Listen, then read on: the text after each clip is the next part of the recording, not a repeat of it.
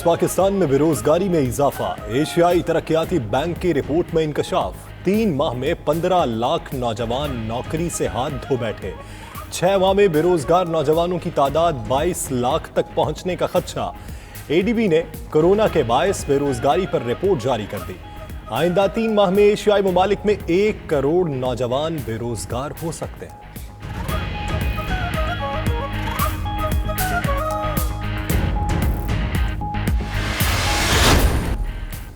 सीधी उंगली से घी ना निकले तो उंगली टेढ़ी करना पड़ती है। बगैर शर्त के सिंध हुकूमत का हाथ बटाने के लिए तैयार है, लेकिन अगर आप कुछ नहीं करेंगे तो आर्टिकल 149(4) और गवर्नर राज भी आएगा।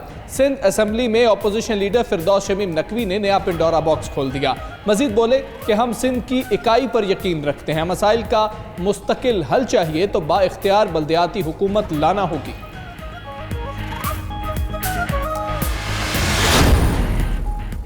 पीटीआई हुकूमत के 2 साल मुल्क में महंगाई 14% पर है। ये चाहते हैं गरीब बस सांस ले, यही काफी है। तर्जुमान सिंध हुकूमत मुर्तजा वहाब की प्रेस कॉन्फ्रेंस। मजीद बोले कि गर्दशी कर्ज 2.2 खरब तक पहुंच चुका। 10 खरब कर्जा लेने के बावजूद कराची को 162 अरब नहीं मिले।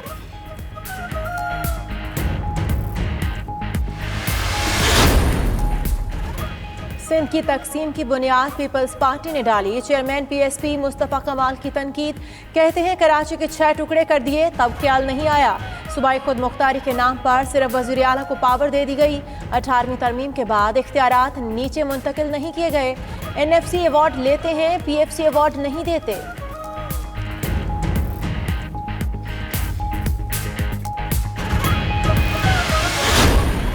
पंजाब में बादलों की भरपूर एंट्री। लाहौर में टाउनशिप, जोहर टाउन, गढ़ी शाहू समेत दीगर इलाकों में बादल जमकर बरसे।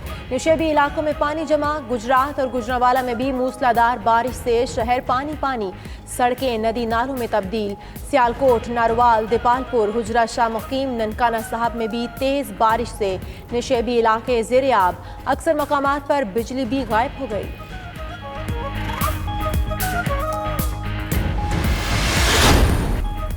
आसिफ जरदार पार्क लेन ज़िमनी रेफरेंस। नैब ने एहतसाब अदालत के एतराज़ात दूर करके ज़िमनी रेफरेंस दोबारा जमा कर दिया। रजिस्ट्रार ने दस्तावेज तरतीब से न होने पर एतराज़ लगाया।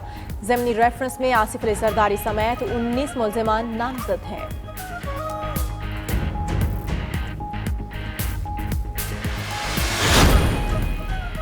पंजाब हुकूमत का सूबे में नए पटवारी भर्ती करने का फैसला। पटवारियों की भर्ती, फंक्शंस और पहले से मौजूद पटवारियों की तालीमी काबिलियत जांचने के लिए सूबाई वज़ीर कानून की सरबराही में कमेटी कायम कर दी गई।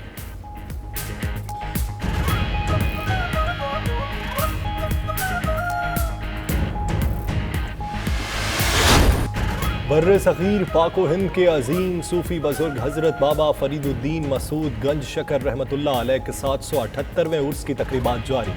सजादा नशीन कदीमी रसूमात अदा करते हुए ज़ायरीन में सिलसिला चिश्तिया के रिवायती तबरकात तकसीम किए। तकरीबात 15 रोज़ तक जारी रहेंगी।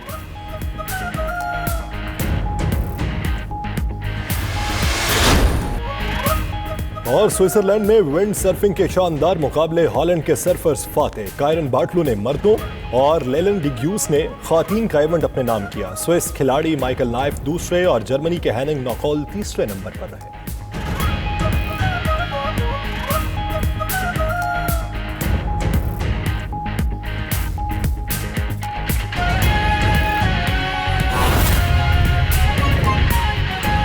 डीजल की बजाय हाइब्रिड या इलेक्ट्रिकल मेट्रो बसें चलाने पर गौर शुरू हो चुका है। मुतल्लिका अथॉरिटीज से बस कंपनियों के साथ मुशावरत और सब्सिडी में इजाफे से मुतालिक तफसीलात तलब कर ली गई। तमाम तर चीज़ों को मद्देनजर रखकर फैसला किया जाएगा। मजीद जानते हैं हमारे नुमाइंदे अशरफ मजीद से। अशरफ, बताइएगा इस हवाले से क्या हिकमत अमली तैयार की जा रही है? जी, लाहौर मेट्रो बस मंसूबे का 8 साला मुआहदा जो है वो चूँकि अगले माह ख़त्म होने जा रहा है, लिहाजा मास ट्रांसपोर्ट अथॉरिटी ने 64 नई बसों को चलाने के लिए टेंडर भी फाइनल कर दिया है। लेकिन इसके बावजूद पंजाब हुकूमत की जानिब से गौर किया जा रहा है कि आइंदा लाहौर में डीजल बसों की बजाय हाइब्रिड टेक्नोलॉजी या इलेक्ट्रिक बसों को चलाने जैसे इकदाम किए जाएँ। इस हवाले से पंजाब हुकूमत को मुतल्लिका अथॉरिटीज़ की जानिब से ये आगाह किया गया है कि अगर हाइब्रिड टेक्नोलॉजी इलेक्ट्रिकल बसें चलाई जाती हैं तो हुकूमत को सालाना अरबों रुपये ज़ायद अदा करने होंगे और जो मुआहिदा अब 304 रुपये फ़ी किलोमीटर में किया गया है इसको बढ़ाना पड़ेगा। इस हवाले से हमारी वज़ीर ट्रांसपोर्ट पंजाब जहां से खिची से भी बात हुई है, उनका कहना है कि वज़ीर आज़म के विज़न के मुताबिक लाहौर की मेट्रो बसों को जदीद टेक्नोलॉजी पर ले जाने पर गौर किया जा रहा है। इस हवाले से मुशावरत के बाद जो फैसला किया जाएगा उस पर अमल दरामद करवाया जाएगा। जी, गिलगित बल्तिस्तान में आम इंतखाबात रवां साल अक्टूबर में मुतवक्के हैं। सियासी और मजहबी जमातों में जोड़ तोड़ उरूज पर पहुंच गया है। तफसीलात रजब कमर की इस रिपोर्ट में।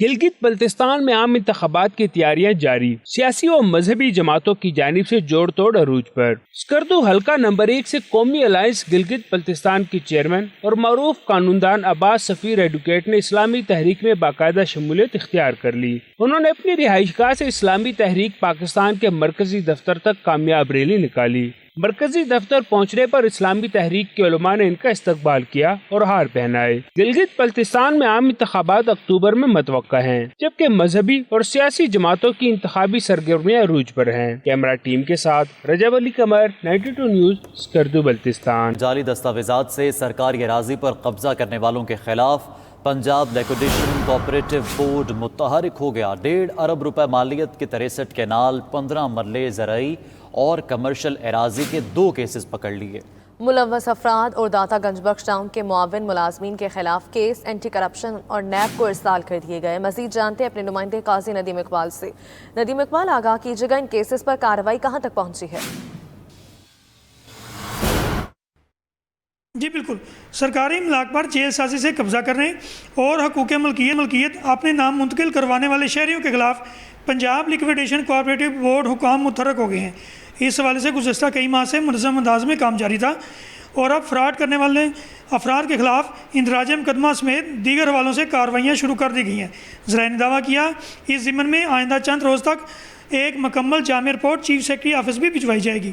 ज़राए के मुताबिक पंजाब लिक्विडेशन कोऑपरेटिव बोर्ड हुकाम ने लाहौर के इलाके मौजा कमाहा में 57 कनाल 5 मरले ज़राई रकबा और मौजा रख खंबा में 6 कनाल 10 मरले कमर्शल अराजी के केसेस नैब और एंटी करप्शन हुकाम को भिजवाए हैं।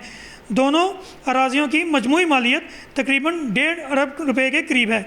सबसे दिलचस्प अमर यह है कि दोनों अराजियों के हवाले से तैयार की गई जेली दस्तावेजात दाता गंजबख्श टाउन के रिकॉर्ड में पेश करवाई गई। पंजाब लिक्विडेशन कोऑपरेटिव बोर्ड हुकाम ने रिकॉर्ड की जांच पड़ताल की और जेलसाजी सामने आने के बाद क़वायद व ज़वाबित के मुताबिक ये केसेस नैब और एंटी करप्शन हुकाम को भिजवा दिए हैं।